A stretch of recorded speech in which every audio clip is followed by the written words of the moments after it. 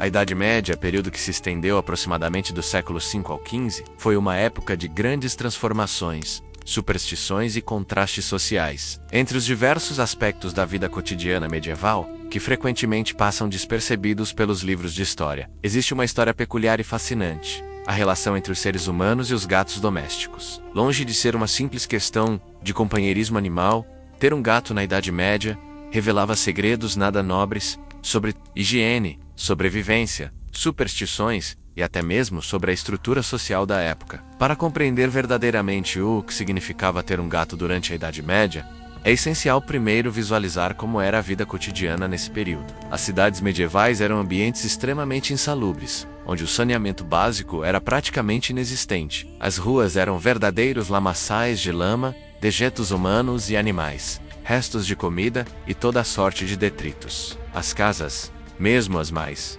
abastadas, careciam de sistemas adequados de esgoto. Era comum que os dejetos fossem simplesmente despejados pelas janelas, criando um ambiente propício para a proliferação de doenças e pragas. Ratos e camundongos não eram apenas um incômodo, eram uma verdadeira ameaça à sobrevivência, destruindo estoques de alimentos preciosos e espalhando doenças devastadoras. Neste cenário caótico, os gatos emergiram como verdadeiros guerreiros urbanos, combatentes silenciosos em uma batalha constante contra os roedores que ameaçavam a já precária qualidade de vida medieval, diferentemente dos tempos modernos, onde os gatos são principalmente animais de estimação.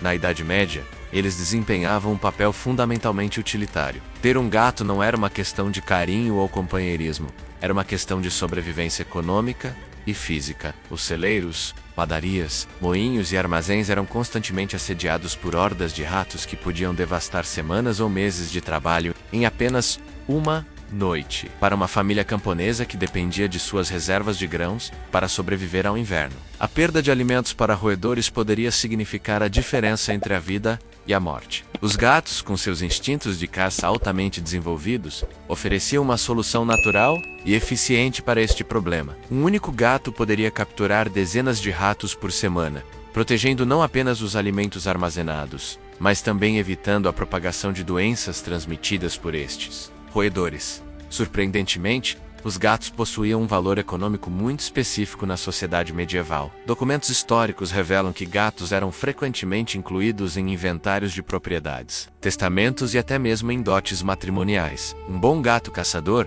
era considerado um bem valioso, comparável a ferramentas agrícolas ou pequenos rebanhos. Existiam até mesmo leis específicas regulamentando o furto de gatos. Na Inglaterra medieval, roubar um gato poderia resultar em multas substanciais ou punições físicas. Algumas regiões estabeleciam valores específicos para diferentes tipos de gatos. Gatos machos adultos e experientes caçadores valiam mais do que filhotes ou gatos mais velhos. Mercadores e comerciantes frequentemente mantinham gatos em seus estabelecimentos, não apenas para controlar pragas, mas também como uma forma de demonstrar prosperidade e organização. Um estabelecimento comercial com gatos bem cuidados sinalizava aos clientes que o proprietário era responsável e cuidadoso com seus bens. A relação entre gatos e superstições durante a Idade Média era extraordinariamente complexa e contraditória. Por um lado, os gatos eram reconhecidos como animais extremamente úteis e necessários. Por outro lado, eram frequentemente associados a práticas místicas, bruxaria e forças sobrenaturais. Esta dualidade criava uma tensão constante na vida dos proprietários de gatos. Durante o dia, o mesmo gato que era valorizado por sua capacidade de caçar ratos poderia ser visto com suspeita durante a noite, especialmente se fosse de cor preta ou apresentasse comportamentos que os supersticiosos consideravam não naturais. A Igreja Católica, instituição dominante da época, mantinha uma posição ambígua em relação aos gatos. Oficialmente, reconhecia sua utilidade prática, mas também promovia crenças que associavam felinos a práticas pagãs e diabólicas. Esta contradição resultava em períodos alternados de aceitação e perseguição. Os gatos pretos ocupavam uma posição particularmente precária na sociedade medieval, embora fossem tão eficientes quanto qualquer outro gato no controle de pragas. Sua coloração os tornava alvos preferenciais das superstições populares. Acreditava-se que gatos pretos eram familiares de bruxas, capazes de se transformar em demônios ou de servir como mensageiros entre o mundo terreno e o de forças malignas. Esta crença era tão difundida que muitas pessoas evitavam deliberadamente adquirir gatos pretos, mesmo quando precisavam desesperadamente de controle de pragas. Paradoxalmente, alguns proprietários de gatos pretos descobriram maneiras criativas de contornar essas superstições. Alguns alegavam que seus gatos pretos eram particularmente eficazes contra roedores, precisamente porque possuíam poderes sobrenaturais, uma forma engenhosa de transformar uma superstição negativa em uma vantagem prática. O cotidiano de uma família medieval que possuía gatos era marcado por desafios únicos que raramente são considerados pela história tradicional. Os gatos medievais não eram os animais domesticados e bem cuidados que conhecemos hoje, eram semi-selvagens, frequentemente malnutridos e expostos a condições ambientais extremas. A alimentação dos gatos dependia quase inteiramente de sua capacidade de caça. Poucas famílias podiam se dar ao luxo de alimentar seus gatos com comida destinada aos humanos. Os felinos medievais subsistiam principalmente de ratos, camundongos, pássaros pequenos. Esta dependência da caça significava que os gatos medievais eram geralmente menores, mais agressivos e menos sociáveis do que seus descendentes modernos. Eles mantinham uma relação utilitária com os humanos, ofereciam serviços de controle de pragas em troca de abrigo e proteção ocasional. A questão da higiene apresentava desafios particulares para os proprietários de gatos medievais. Os gatos frequentemente caçavam em ambientes extremamente sujos, esgotos, depósitos de lixo, celeiros contaminados e depois retornavam para as residências humanas. Não existiam conceitos modernos de medicina veterinária ou cuidados preventivos para animais. Gatos doentes ou feridos eram frequentemente abandonados à própria sorte. Parasitas, doenças de pele e infecções eram extremamente comuns e muitas vezes eram transmitidas entre gatos e humanos. A mortalidade felina era extraordinariamente alta. A expectativa de vida de um gato medieval raramente ultrapassava 2 ou 3 anos, devido à combinação de má nutrição, exposição a doenças, acidentes e, ocasionalmente, perseguição supersticiosa. A posse de gatos também refletia e reforçava as divisões sociais da época medieval. Nobres e membros do clero alto frequentemente possuíam gatos de raças específicas ou com características particulares, tratando-os como símbolos de status em vez de meros controladores de pragas. Alguns manuscritos medievais retratam damas da nobreza com pequenos gatos ornamentados, sugerindo que, pelo menos entre as classes mais altas, os gatos começavam a assumir um papel decorativo, além de sua função utilitária. Estes gatos de luxo eram frequentemente importados de regiões distantes e mantidos em condições significativamente melhores do que os gatos comuns. Por outro lado, camponeses e artesãos urbanos mantinham gatos por necessidade absoluta. Para essas classes, um gato representava uma ferramenta de trabalho essencial, tão importante quanto uma foice ou um martelo.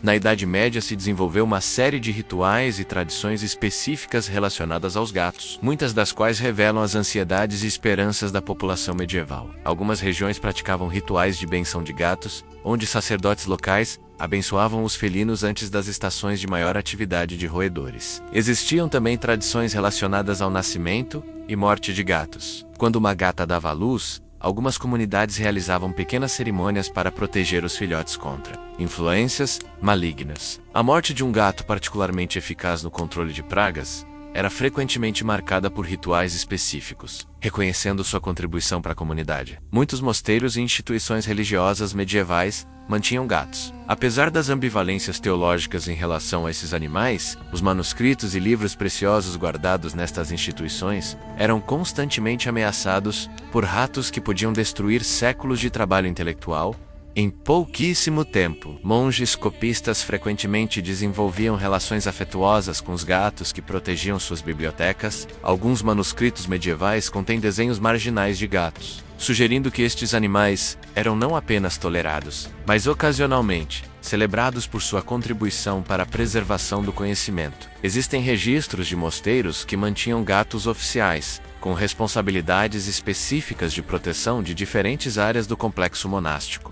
Estes gatos institucionais eram frequentemente melhor alimentados e cuidados do que a maioria dos gatos domésticos da época. A medicina medieval aplicada aos gatos era uma mistura fascinante de observação prática, superstição e experimentação rudimentar. Algumas práticas revelavam um conhecimento surpreendentemente sofisticado sobre comportamento e saúde felina, enquanto outras eram baseadas em crenças completamente infundadas. Curandeiros populares desenvolveram uma série de remédios para doenças felinas, commons. Ervas específicas eram usadas para tratar parasitas, feridas eram tratadas com misturas de mel e plantas medicinais. E comportamentos anormais eram frequentemente atribuídos a influências sobrenaturais que requeriam rituais específicos. Algumas dessas práticas medicinais medievais, surpreendentemente, mostraram-se eficazes quando analisadas por estándares modernos. O uso de certas ervas para controle de parasitas, por exemplo, tinha base científica real, embora os praticantes medievais não compreendessem os mecanismos biológicos envolvidos. A relação entre humanos e gatos durante a Idade Média também serviu como um indicador sensível das mudanças sociais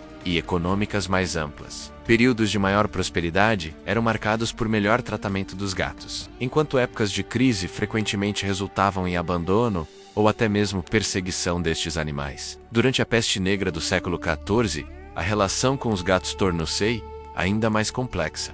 Reconhecia-se que os gatos ajudavam a controlar as populações de ratos que espalhavam a doença. Por outro lado, a desesperança e o pânico levaram muitas comunidades a buscar bodes expiatórios, e os gatos, especialmente os pretos, frequentemente se tornaram alvos. A experiência de ter um gato durante a Idade Média estabeleceu precedentes que continuaram a influenciar a relação entre humanos e felinos por séculos subsequentes. Muitas das superstições, práticas de cuidado e percepções sobre gatos que persistiram até o período moderno tiveram suas origens neste período medieval. A dualidade fundamental da relação medieval com gatos, simultaneamente utilitária e supersticiosa, prática e mística menos, criou um legado complexo que ainda pode ser observado em atitudes contemporâneas em relação a estes animais. Ter um gato na Idade Média significava muito mais do que simplesmente possuir um animal de companhia. Era uma decisão que envolvia cálculos econômicos, considerações de sobrevivência,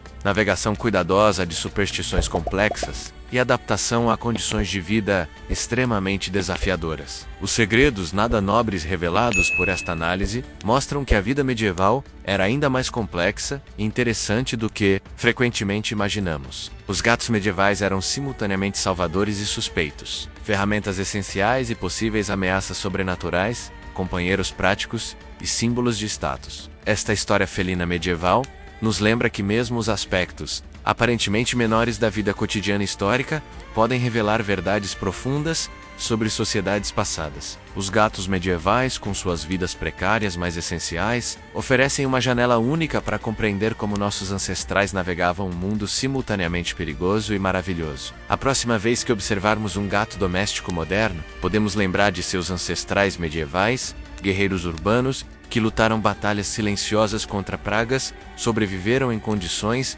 adversas e de maneira frequentemente não reconhecida. Contribuíram significativamente para a sobrevivência e o desenvolvimento da civilização humana durante um dos períodos mais desafiadores da história. E aí, você já olhou para seu gato de uma forma completamente diferente depois dessa história? Se essa jornada pelos segredos nada nobres da vida medieval te surpreendeu tanto quanto me surpreendeu durante a pesquisa, deixa aquele like aí embaixo. Cada curtida me mostra que vocês estão curtindo essas histórias curiosas que ninguém conta por aí. E já que estamos falando de segredos escondidos na história, que tal se inscrever no canal Segredos Nada Nobres? Aqui a gente desvenda os aspectos mais fascinantes e surpreendentes do passado, que os livros de história preferem deixar de lado. Ativa o sininho também, porque toda semana eu trago uma nova história cheia de detalhes que vão te fazer repensar tudo que você achava que sabia sobre o passado. E já aproveita para deixar nos comentários qual período histórico você gostaria que eu explorasse no próximo vídeo. Valeu por assistir até aqui e nos vemos no próximo segredo.